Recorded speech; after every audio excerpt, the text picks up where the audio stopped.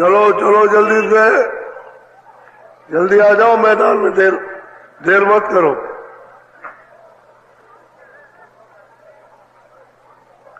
चलो चलो, समय होने वाला है।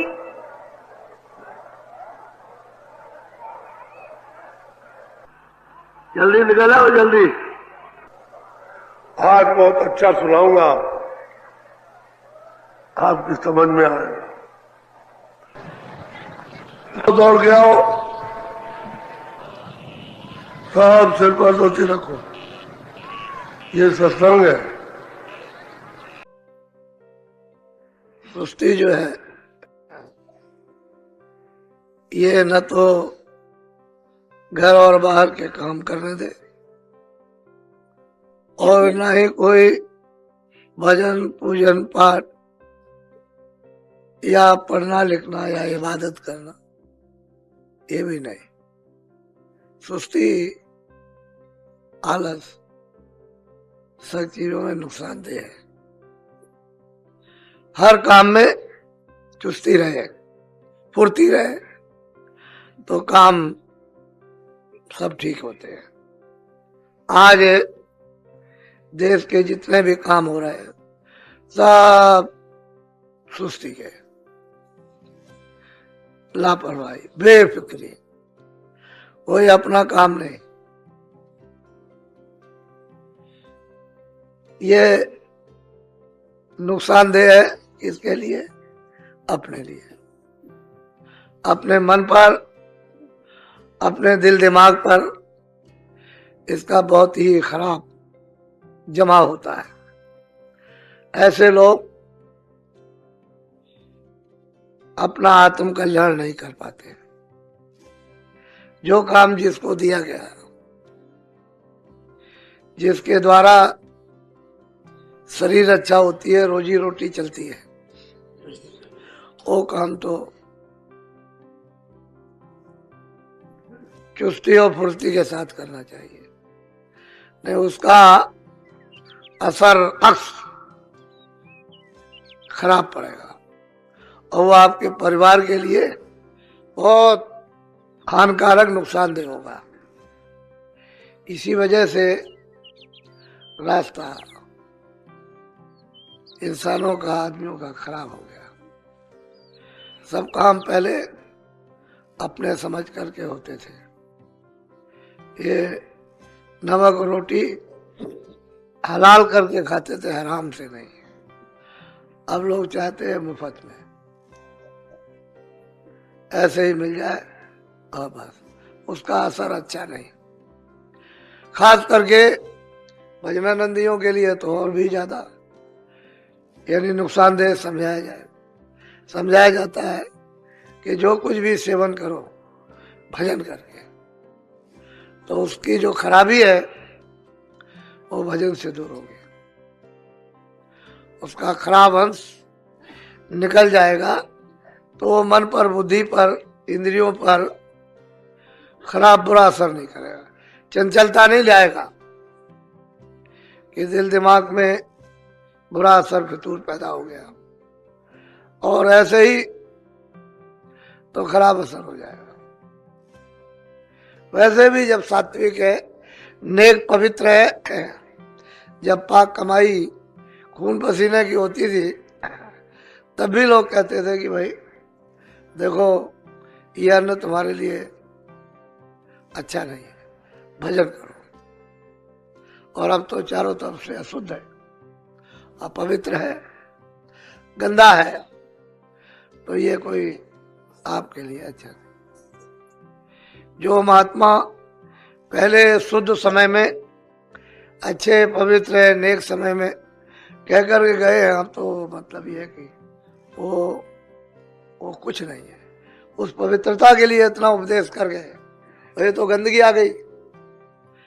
जैसे आंधी चलती है तो मट्टी घरों के अंदर चली जाती, चाहे जितने दरवाजे बंद कीजिए, अंदर चली जाएगी मट्टी और घरों को गंदा कर देती है। ऐसे ही ये गंदगी है। जब सच्चा भजन करोगे और सूरत को, रूह को अंदर बैठा कर नाम के साथ उस प्रकाश रोशनी के साथ जोड़ोगे तो ये असर नहीं करेगा, नहीं तो बहुत बड़ा असर होता है। तो कहने का मतलब यह है कि सुस्ती ने घर भी बर्बाद किया और दफ्तर भी बर्बाद कर दिए और खेती भी बर्बाद। क्योंकि पहले लोग जो है किसी का कर्जा लेते नहीं थे, बहुत मुसीबत, बहुत अड़चन, तो चुपचाप किसी के घर से ले आए और चुपचाप उसको दे आते थे। ना वो कभी कुछ कहता था लेने वाला न देने वाला। ये मुदी ढकी, अब तो डुगी पीट कर, डंडोरा पीट कर, पहले गांव में सब जगह डंडोरा पीट रहेंगे कि 3 लाख रुपए 2 लाख रुपए सरकार से ले रहे हैं इस काम के लिए। ले लिया, कुछ बीमारी में, कुछ शादी विवाह में, कुछ इस पे उसमें खर्च कर दिया, जिसने लिया था वहां तो लगाया। अब सारा देश का कारखाने वाला, खेती वाला, ये सब के सब दफ्तर वाले बहुत परेशान हैं, क्योंकि वो तो डुग्गी पीट डाली आपने, सब जान गए कि आपने कर्जा लिया। तो ये तो मालूम हो गया कर्जा उतर नहीं सकता। ये तो बाहर का लेन देन का कर्जा है, लेकिन कर्म कर्जा वो और भी गहन है,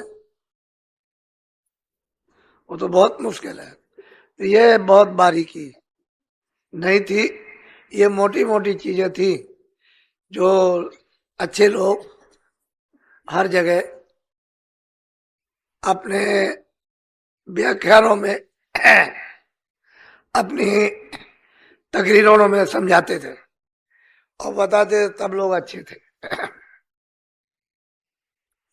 अब तो जो है सबके सामने है, तो हालात देख रहे हो।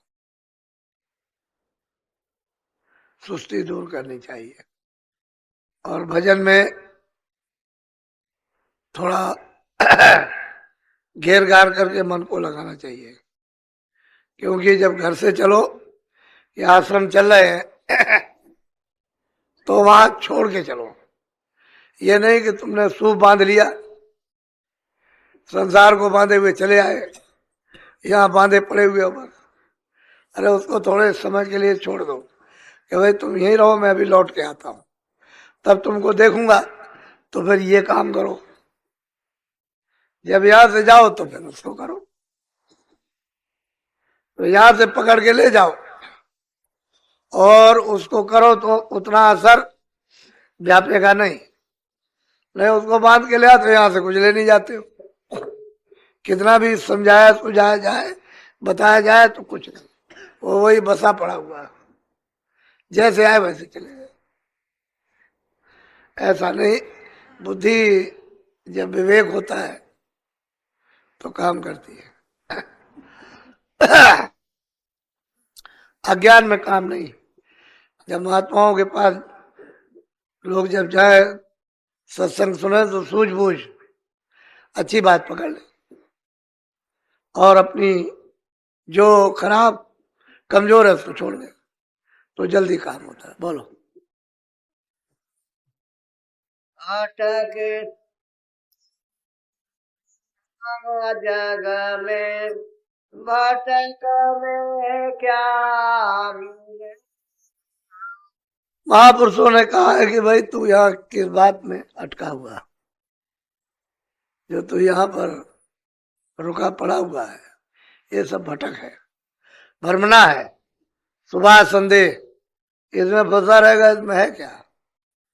बड़े बड़े संस्थाओं के, राजाओं के, बादशाहों के, ये ऐसे ही सब छोड़कर महल माल असबाब बाल बच्चे ऐसे चले जाते हैं, कुछ नहीं। कहने को शहंशाह, कहने को बादशाह, कहने को राजे, कहने को धनी मानी, तो कहते हैं तो यहाँ अटक गया और अटक कर भटक गया। अब ये अटक और भटक जब तक कि सच्चे फकीर महात्मा नहीं मिलेंगे तब तक तेरी कोई मिटा भी नहीं सकता। तो इतनी दूर अटक और भटक गया कि उधर से वहां वो जाएंगे नहीं, तू वहां से लौटेगा नहीं तो उधरी का उधरी चला जाएगा। ऐसे ही चले जाते हैं लोग, कितने लोग आते हैं कितने चले जाते हैं। इस जमीन को कहते हैं मेरी मेरी मेरी, ये किसी की नहीं, न किसी की है न किसी की होगी, कह सब रहे।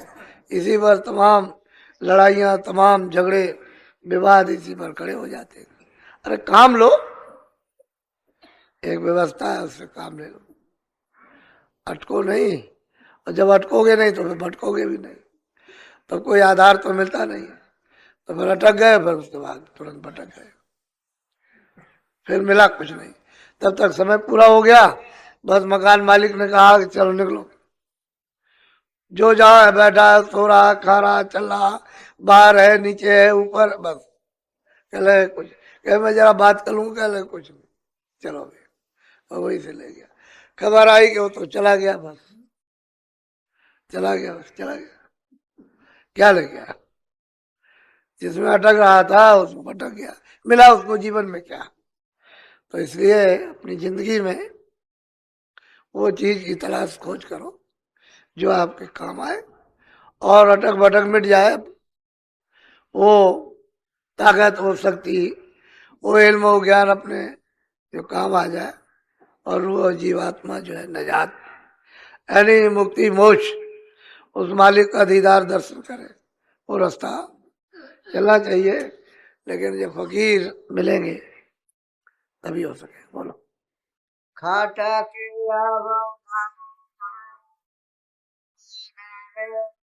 बोले सतसंग में जा। कुछ अगर वास्तव में तू कुछ पाना चाहता है तो खटक रहे कि अरे यहाँ तो कुछ नहीं है, चलो चले कहीं, किसी के पास कुछ मिलेगा वहां लेंगे, तो सत्संग में जाओ, वहां खोजो जाकर, वहां मिलेगा।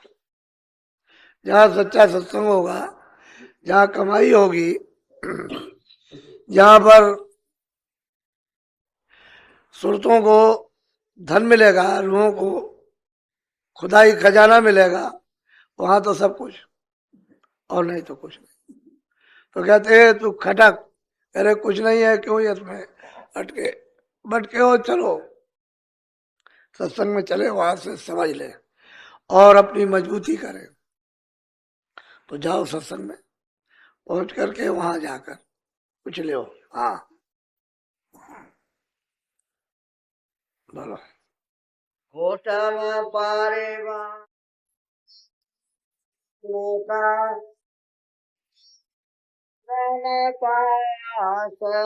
कहते हैं कुटुंब परिवार दोस्त मित्र यार, ये थोड़े ही दिन के साथी होते हैं। और वो भी कैसे साथी कि धन रहेगा तो साथ देंगे, नहीं तो कोई नहीं, पास भटकने वाला नहीं है।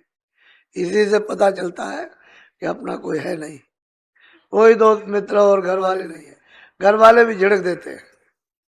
यहाँ कितने लोग आते हैं, बूढ़े निकाल दिए जाते हैं घर से, क्या लगे लड़कों ने निकाल दिया। कभी कभी लड़के आते हैं, कहते हैं हमको घर वालों ने निकाल दिया, कभी कोई कभी कोई कभी कोई। तो असल में कोई किसी का क्यों निकाल दिया, कह लगा हमारे पास धन नहीं। तो ये कुछ ही समय के, कुछ ही वक्त के साथी मालूम होते हैं। और कब थोड़े से धन रहेगा तो, धन नहीं रहेगा तो कोई साथ नहीं, सब मुंह फेर के अलग हो जाते हैं। तो इसमें तुम लगे पड़े हुए हो कि मेरे मेरे मेरे मेरे, कुछ नहीं, कुछ नहीं। तुम्हारी जो रोज की बीवी है वो भी साथ छोड़ जाती है, कहती है कुछ नहीं, ये हमारा खामिद किसी काम का नहीं है, वो भी छोड़ देता। बाल बच्चे भी साथ छोड़ देते। तो अब ये सत्संग में पता चलेगा कि अगर तुम भजन करते होते तो ये तुम्हारी दशा क्यों होती, तुम इसमें फंसते क्यों। काम करते, बाल बच्चों की खिदमत सेवा कर देते, उसके बाद भजन करते। वही उन लोगों ने जो घर गृहस्थी में रहे, उन्होंने घर ही में रहकर बच्चों की सेवा भी कर दी और भजन किया और पार निकल गए, ये समझकर कि मेरा ये कर्तव्य, ये दायित्व, जिम्मेदारी, उसको निभा दी, अपना भजन किया। आखिर में बाल बच्चों को सबको छोड़ दिया कि अपना बड़े हो गए, खाओ कमाओ, बस भजन में लग गए। वो पार हो जाते, जो ये समझते नहीं मेरे मेरे, आज तुम्हारे को नहीं है, ये धोखा है। मेहमान भी तुम ये नहीं कहते हो मेरा मेहमान आया, सेवा कर दी, वो 2 दिन 4 दिन चला गया, उसमें तो अपना मन लगाते नहीं हो। उसमें तो यही भाव जाहिर करते हो कि भाई ये तो मेहमान है, तो मेहमान है, रहेगा एक दिन एक रात चला जाएगा। ऐसे ही क्यों नहीं जाहिर करते हो अपनी इच्छा को कि ये 10 दिन के हैं, 10 महीने के हैं, 10 बरस के हैं, 20 बरस के हैं, 50 बरस, आखिर ये चले जाएंगे। बीच में मिले बीच ही में जाएंगे। तुम्हारे साथ तो कोई आया नहीं, कोई भी नहीं, न तुम किसी के साथ आए, अकेले तुम आए, अकेले वो भी आएंगे और अकेले चले जाएंगे। तुमको न साथ लेकर जाएंगे न साथ लेकर आए, और फिर भी अटक गए भटक गए, उसको कहने लगे नहीं मेरे मेरे। अरे भाई 4 साथी इसलिए बना दिए जाते हैं एक दूसरे के काम आएंगे, तो दोस्त इसीलिए होते हैं एक दूसरे के काम। तो ये भी तो दोस्त है, ये बाल बच्चे मित्र है, एक दूसरे के काम आते हैं। बाद में अपना अपना समय स्टेशन आया बस छोड़ दिया। ये तो स्टेशन है, चली जा रही है गाड़ी, भाई मतलब यह है कि अब तो हमारा आ गया, हम तो उतरेंगे बस। बस शरीर से जिससे निकाल के अलग कर दिया, दूसरे का 10 दिन बाद आ गया, उसको निकाल दिया। तो ये देखो संसार की चक्की किस तरह से ये पहिया चल रहा है, उसके मुताबिक विचार करो और वैसा ही काम करो। उलझ गए फंस गए तो बस खत्म। बोलो। जगत के बात कर, जगत की काय।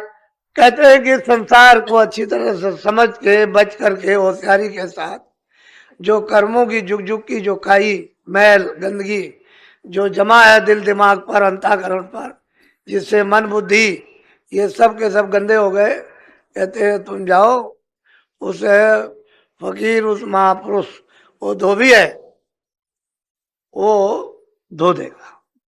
इस काई को कोई धोएगा और इसको कोई धो नहीं सकता। आप कहोगे गंदा कपड़ा तो धोबी धोएगा, रोज ही आप घर में धोते हो, लेकिन वैसी सफाई नहीं होती जो धोबी करता। कहते हैं इस गंदगी को वो महापुरुष फकीर धोएंगे जो जगे हुए। जो सो रहा है वो क्या धोएगा? जिस पर गंदगी जमा है वो दूसरों की गंदगी क्या धोएगा? तो और लाद और देगा। कहते हैं जो साफ है, जो धोना जानते हैं रूह इस जीवात्मा को, वही साफ करेंगे और कोई नहीं। कहते हैं मान ले कहना इस जीवन में, इस मनुष्य शरीर में जिसमें आपकी बार नहीं तो ये भी वक्त निकला गया, फिर तू इसको धुला नहीं सकता। बोलो। हाल हाल बात कर, गुरु काल मन भाई। कहते हैं कि काल के कर्म जाल से बच करके कहते हैं जाओ वो गुरु के नूरानी और वो प्रकाशमान चरणों को पकड़ लो, क्योंकि वही मिलेंगे, दूसरी जगह तो कहीं मिल नहीं सकते। तो हम सत्संग की खोज तलाश तो करते नहीं कि भाई किस फकीर किस महात्मा के पास में जाएं जहाँ ये दौलत है, जिससे इसकी मेहरबानी दया से कुछ मिल जाए, धुलाई सफाई हो जाए। तो कहते हैं मान लो, नहीं वक्त जा रहा है, नहीं मानोगे तो बहुत मुश्किल। कहते हैं पकड़ लो तुम चरण तो काम बन जाएगा। फिर कील की ओट में आ जाओगे तो चाहे जितनी संसार की चक्की चलती रहे, वो दाना बच जाता है जो चक्की में कील की ओट लेते। इस संसार में लोग पिस रहे, लेकिन जो महापुरुषों के जो बिल्कुल ओट में हो जाएंगे बच जाएंगे। वो एक कील है, उसके साथ पिस नहीं सकते, तो खुद भी बची हुई है और दूसरों को भी बचा लेगी। बोलो। चरण गाहे कर के जागत से भाई। कहते हैं गुरु के जब चरण पकड़ो, चरण कमलों को पकड़ लिया, कदमों को, ये संसार पर भूलता है। धीरे धीरे धीरे धीरे धीरे धीरे सब मोहब्बतें, सबके प्यार धीरे धीरे धीरे धीरे खत्म होने लगते हैं। तो ये काई है, काई मैल। इसको कहीं फिसल गए तो गए, फिर उठ नहीं सकते हो। जो गिरे तो चले गए। तो कहते हैं काई है, गुरु के चरणों के पकड़ने पर ये जाएंगे। तब इसको भूलोगे, बदोशी तो तब इधर से आएगी, नहीं तो अभी पूरा इसमें होश है, लगे पड़े हुए हो। तो ये दुर्गंध है, इसमें फंसे हो, अपनी भावनाओं को इसमें फंसा लिया, तो कैसे निकलोगे। बार बार चिताया जगाया, होशियार किया जाता है, कहा जाता है कुछ कर लो, 2 मिनट 4 मिनट 10 मिनट कुछ सुमरन कर लो, कुछ ध्यान करो, कुछ भजन करो, थोड़ा सा दरवाजे पर घूम घाम के बैठो, मन को रोको, कुछ नहीं, आलस पड़े हुए। तो आलसी जोगी पृथ्वी का भार। बोलो। सत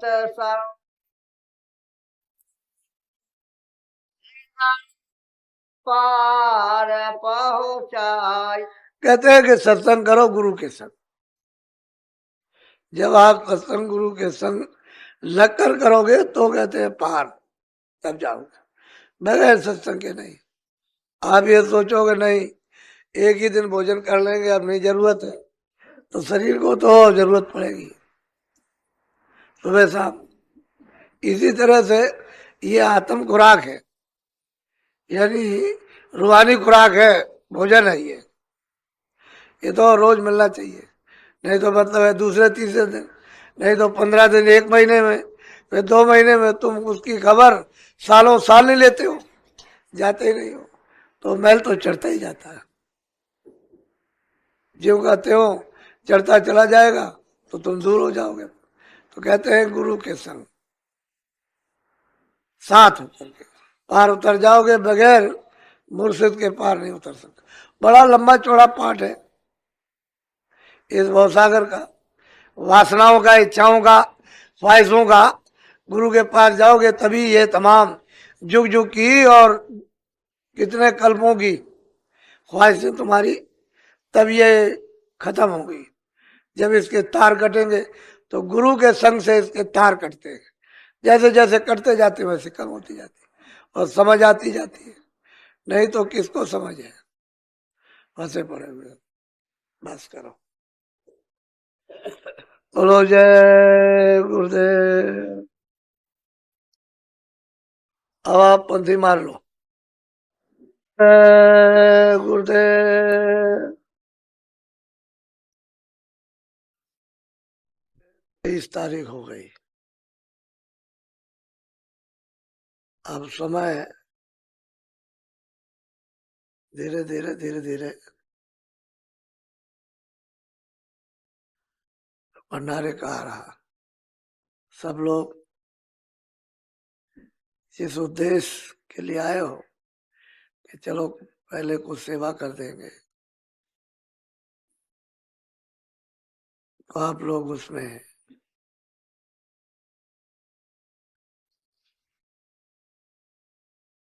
ये तन लगाकर